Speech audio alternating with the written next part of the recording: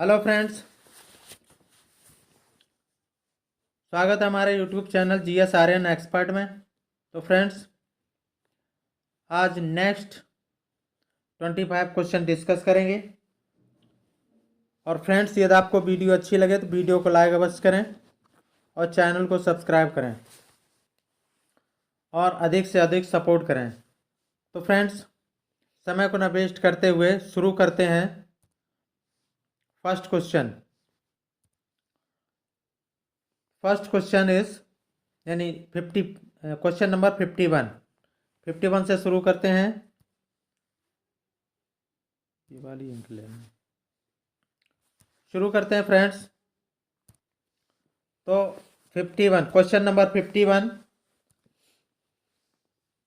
विकास की कौन सी अवस्था तनाव एवं तूफान की अवस्था कही जाती है? तो क्या होगा इसका आंसर? फ्रेंड्स, थ्योरी में जाके चैनल पर जाकर जीएसआरएन एक्सपर्ट में जाकर के आप उस पर थ्योरी पढ़ी हुई है, फुल कंसेप्ट पढ़ा हुआ है, आप देख सकते हैं, यानी पढ़ सकते हैं और पढ़ने के बाद क्वेश्चन प्रैक्टिस कर सकते हैं। तो क्या होगा इसका आंसर? तो इसका आंसर होगा फ्रेंड्स किशोरावस्था। किशोरावस्था को तनाव एवं तूफान की अवस्था कहा जाता है। So the option C is correct. Next question, Kohlberg के नैतिक विकास के सिद्धांत के अनुसार निम्न अवस्था में लोगों की आशा एवं इच्छाएं पूरी करने के संदर्भ में सही या गलत का निर्णय लेता है। तो इसका क्या होगा आंसर? क्या होगा आंसर? कोहल वर्ग के नैतिक विकास के सिद्धांत के अनुसार निम्न अवस्था में लोगों की आशा तथा इच्छाएं पूरी करने के संदर्भ में गलत या सही का निर्णय लेता है। क्या होगा इसका आंसर? अवस्था फर्स्ट, अवस्था 2, अवस्था 3, अवस्था 4। इसका आंसर होगा अवस्था 3 यानी किशोरावस्था। नेक्स्ट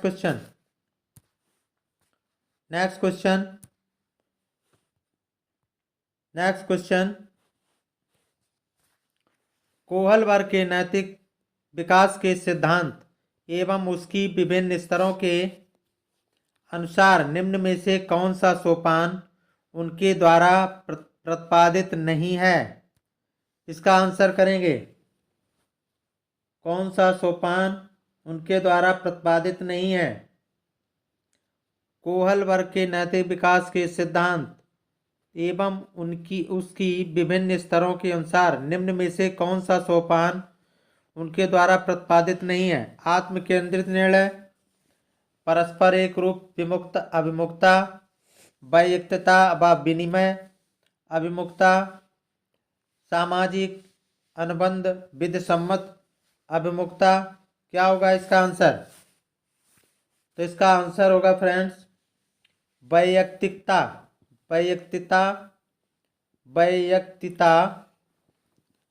व विनिमय अभिमुखता। So the option C is correct. अगला क्वेश्चन है डिस्ग्राफिया मुक्ता किस कठिनाई से जुड़ा है? डिस्ग्राफिया मुक्ता किस कठिनाई से जुड़ा है? तो क्या होगा आंसर? पठन की, लिखने की, चित्रकला करने की या सुनने की? तो फ्रेंड्स, इसका आंसर क्या होगा? डिस्ग्राफिया यानी ग्राफ माने लिखना, तो लिखने की क्रिया से, लिखने की कठिनाई से जुड़ा हुआ है। अगला क्वेश्चन, नेक्स्ट क्वेश्चन,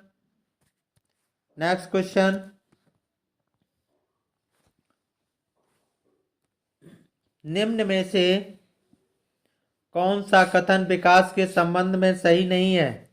निम्न में से कौन सा कथन विकास के संबंध में सही नहीं है? विकास प्रतिमानों की कुछ निश्चित विशेषताओं की भविष्यवाणी की जा सकती है।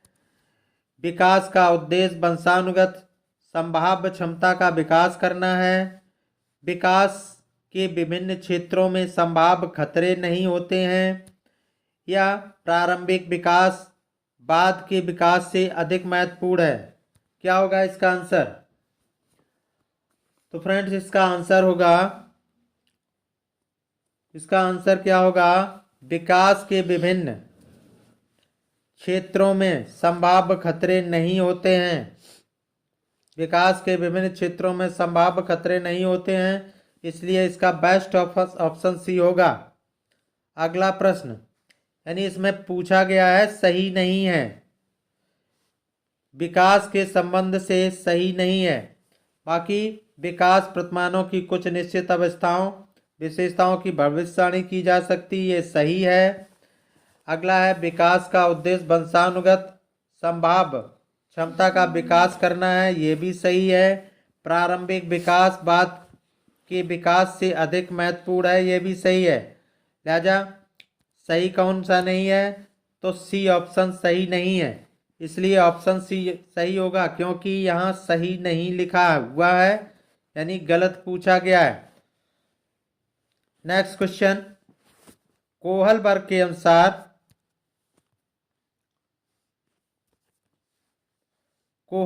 अनुसार सही या तथा गलत के प्रश्न के बारे में निर्णय लेने में शामिल चिंतन प्रक्रिया को कहा जाता है। क्या कहा जाता है? नैतिक यथार्थवाद, नैतिक दुविधा, सहयोग की नैतिकता, नैतिक क्रिया। क्या होगा इसका आंसर? क्या होगा? बेस्ट ऑप्शन चूज करेंगे तो इसका आंसर होगा फ्रेंड्स नैतिक दुविधा। Option B is correct. Kohlberg के अनुसार सही गलत के प्रश्न के बारे में निर्णय लेने में शामिल चिंतन प्रक्रिया को नैतिक दुविधा कहा जाता है। अगला प्रश्न है, आनुवांशिकता को एक खालिस्तान सामाजिक संरचना माना जाता है, प्राथमिक, द्वितीय, गतिक या स्थायिक? ये सीटेट 2000 शायद पिछली बार आया है, सीटेट में भी आ चुका है ये क्वेश्चन। आनुवंशिकता को, यानी एस्टेट का सेकंड पेपर का क्वेश्चन है और सेकंड पेपर में ही आया था पिछली बार भी। आनुवंशिकता को एक क्या माना जाता है? तो आनुवंशिकता को एक स्थायित्व सामाजिक संरचना माना जाता है, तो ऑप्शन डी सही होगा।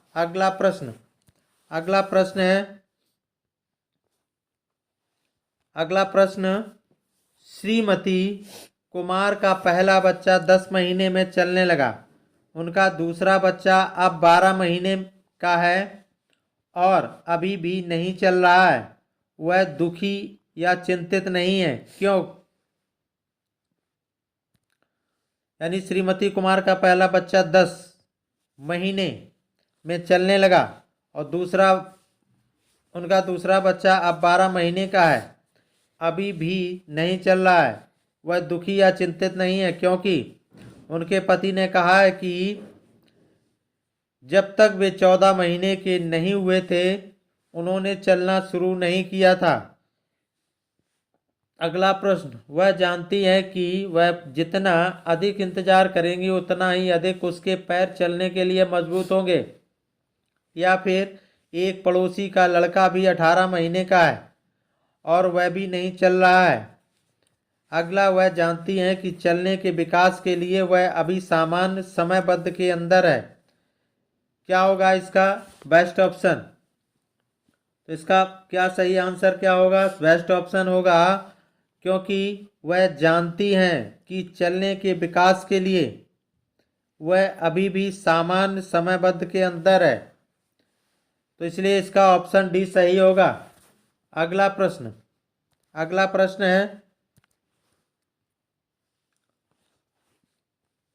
प्रश्न, निम्न में से कौन सा कथन सही नहीं है? ये फर्स्ट पेपर में आया है, स्टेट फर्स्ट पेपर में आया है। निम्न में कौन कथन सही नहीं है? सही नहीं है कथन पूछा गया है। जो अध्यापक यह विश्वास करता है कि विकास प्रकृति की वजह से होता है वह अनुभव प्रदान करने को महत्व नहीं देता। दूसरा है, प्रारंभिक अनुभव महत्वपूर्ण होते हैं और अध्यापक का हस्तक्षेपण भी महत्वपूर्ण होता है। थर्ड है, प्रारंभिक जीवन में नकारात्मक घटनाओं के प्रभाव से कोई भी अध्यापक बचाव नहीं कर सकता। अगला है, व्यवहारात्मक परिवर्तन के संदर्भ में विकास वातावरणीय प्रभावों के फलस्वरूप होता है। क्या होगा इसका बेस्ट ऑप्शन? तो इसका बेस्ट ऑप्शन होगा फ्रेंड्स, आई होप आपने कर लिया होगा। तो व्यवहारात्मक परिवर्तन के संदर्भ में विकास वातावरणीय प्रभावों के फलस्वरूप होता है, इसलिए इसका बेस्ट ऑप्शन डी सही है। अगला प्रश्न, अगले प्रश्न पर चलते हैं। 9 वर्ष के बालक की नैतिक तर्कना आधारित होती है। एस्टेट 2013 में फर्स्ट पेपर में आया हुआ है। क्या होगा इसका बेस्ट ऑप्शन? तो 9 वर्ष के बालक की नैतिक तर्कना आधारित होती है। किसी कार्य के भौतिक परिणाम उसकी अच्छाई या बुराई को निर्धारित करते हैं। कोई कार्य सही होना या सही होना इस बात पर निर्भर करता है कि उससे व्यक्ति की अपनी आवश्यकता पूर्ति होती है। नियमों का पालन करने के बदले में कुछ लाभ मिलना चाहिए। या सही कार्य वह है जो उस व्यक्ति के द्वारा किया जाए जो अन्य व्यक्तियों को अपने व्यवहार से प्रभावित करता है। क्या होगा इसका सही आंसर? तो इसका सही आंसर होगा फ्रेंड्स, नियमों का पालन करने के बदले कुछ लाभ मिलना चाहिए, इसलिए ऑप्शन सी सही होगा। अगला प्रश्न,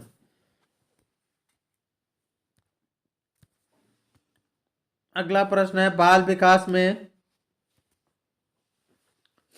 विकास में प्रक्रिया पर बल है। सॉरी,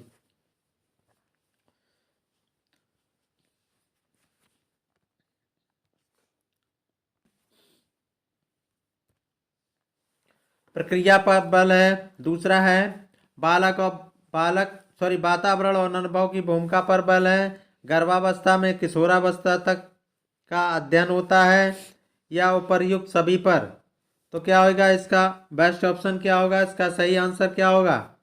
तो फ्रेंड्स इसका प्रक्रिया पर बल है, ये भी सही है। वातावरण और अनुभव की भूमिका पर बल है, ये भी सही है। गर्भावस्था से किशोरावस्था तक का अध्ययन होता है, ये बात सही है, इसलिए ऑप्शन डी सही होगा, उपर्युक्त सभी। अगला प्रश्न, बाल विकास का अध्ययन क्षेत्र है। बाल विकास की विभिन्न अवस्थाओं का अध्ययन, वातावरण का बाल विकास पर पड़ने वाले प्रभावों का अध्ययन, वैयक्तिक विभिन्नताओं का अध्ययन या उपर्युक्त सभी। तो क्या होगा इसका आंसर? का सही है बेस्ट ऑप्शन क्या होगा? बाल विकास की विभिन्न अवस्थाओं का अध्ययन क्षेत्र है। बाल विकास का अध्ययन क्षेत्र है। वातावरण का बालक पर विकास पड़ने वाले प्रभावों का अध्ययन, वैयक्तिक विभिन्नताओं का अध्ययन, इसलिए उपर्युक्त सभी सही होगा। अगला प्रश्न, अगला प्रश्न है, सर्वाधिक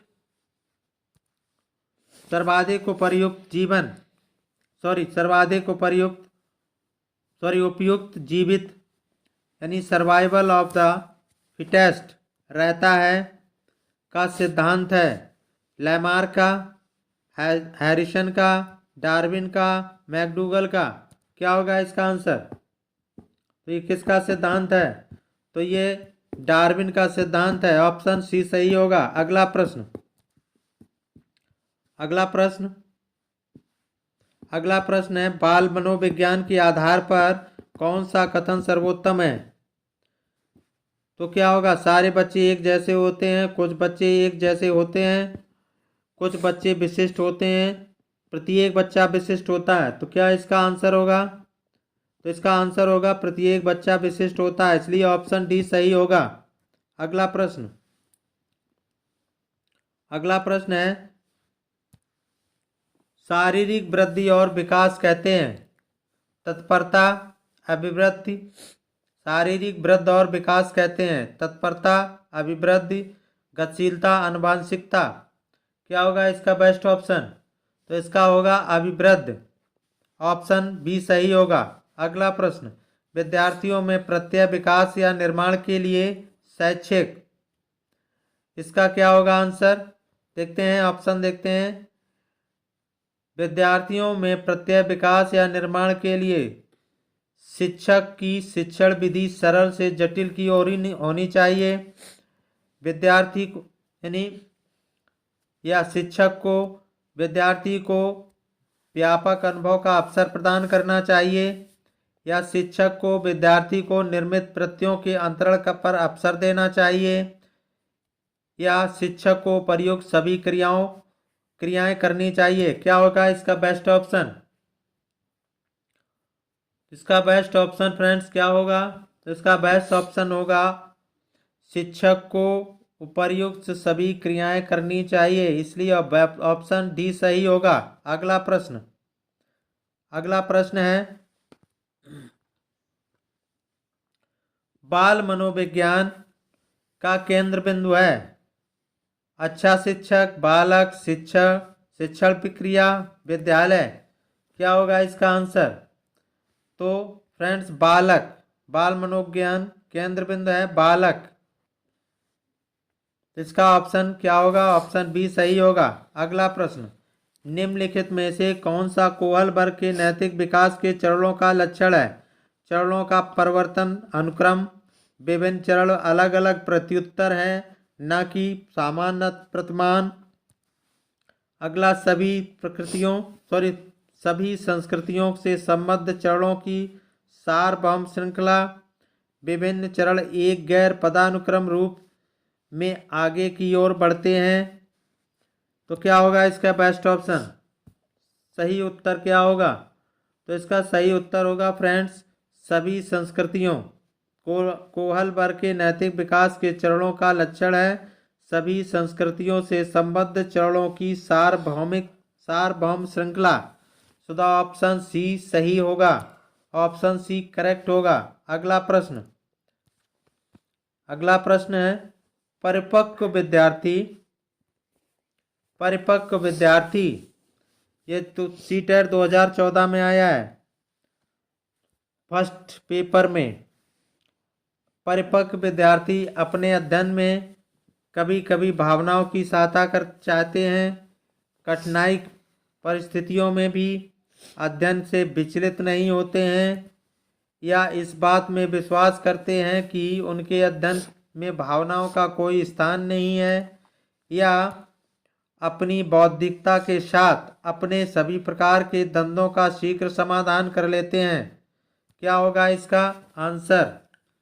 तो इसका आंसर फ्रेंड्स क्या होगा? आई होप आपने कर लिया होगा। परिपक्व विद्यार्थी अपने अध्ययन में कभी कभी भावनाओं की सहायता चाहते हैं, इसलिए ऑप्शन ए सही होगा, ऑप्शन ए सही होगा। अगला प्रश्न, अगले प्रश्न पर चलते हैं। सृजनशीलता मौलिक परिणामों को अभिव्यक्त करने की मानसिक क्रिया है। सृजनशीलता मौलिक परिणामों को अभिव्यक्त करने की मानसिक क्रिया है। तो उपर्युक्त कथन किसके द्वारा दिया गया है, यानी ये कथन किसका है? तो ये कथन है क्रो एंड क्रो का। किसका कथन है? सृजनशीलता मौलिक परिणामों को अभिव्यक्त करने की मानसिक क्रिया है। तो फ्रेंड्स इसका क्या होगा? ये क्रो एंड क्रो का कथन है। तो फ्रेंड्स ये अबाउट 20 क्वेश्चन थे। तो फ्रेंड्स यदि आपको वीडियो अच्छी लगी हो तो वीडियो को लाइक करिएगा और चैनल को सब्सक्राइब करें और अधिक से अधिक सपोर्ट करें। थैंक्स फॉर वीडियो को वॉच करने के लिए आपको बहुत बहुत धन्यवाद। फिर मिलेंगे नेक्स्ट वीडियो में। तब तक के लिए नमस्कार।